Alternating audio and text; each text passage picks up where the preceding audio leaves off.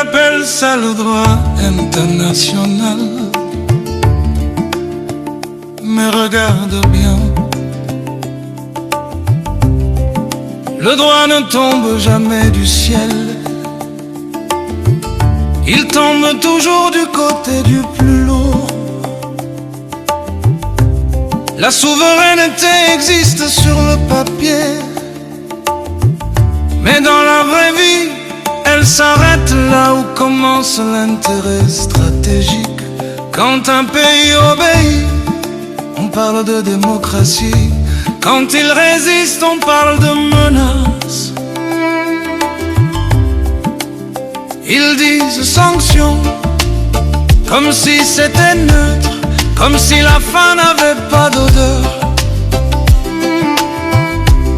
comme si un enfant privé de médicaments était une simple mesure diplomatique.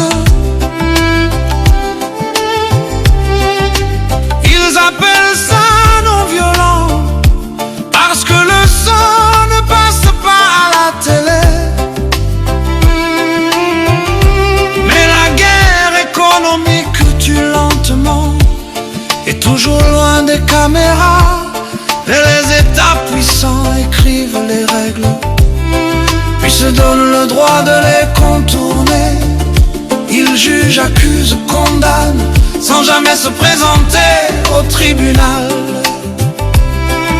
Et l'Union européenne regarde, silencieuse, bien coiffée, bien alignée. Elle parle de valeurs universelles, avec une voix qui tremble dès que Washington tousse. Ils financent des oppositions, puis s'étonnent que le pays brûle. Ils appellent ça un soulèvement populaire. Même quand les ficelles dépassent des poches, choisir les dirigeants des autres peuples, puis leur donner des leçons de démocratie. Voilà le paradoxe moderne, voilà le théâtre de Babylone. Il y a deux humanités dans ce monde,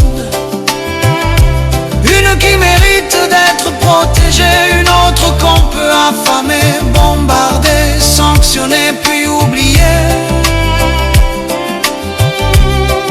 Les droits humains voyagent en classe affaires, ils n'atterrissent jamais dans les quartiers sous embargo.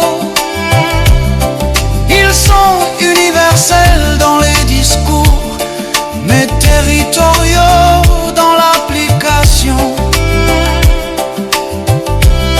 Chaque président qui dit « mes ressources appartiennent à mon peuple » devient soudain un danger mondial. Un homme à neutraliser, un exemple à faire tomber. Ce n'est pas une question de morale, c'est une question de contrôle, de monnaie, de pétrole, de terres rares, de droit immoral, de peur de voir naître un autre chemin. L'histoire n'a pas tourné la page, elle a juste changé de vocabulaire. Avant c'était l'invasion, aujourd'hui c'est la légalité, c'est les cures. Mais les peuples se souviennent, l'Amérique latine se souvient, Cuba et le Che se souviennent, le Sud global se souvient. Et Babylone peut réécrire les titres, pas la mémoire.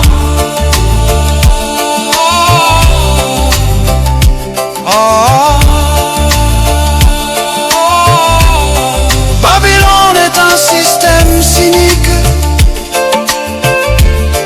un système tordu sans cœur.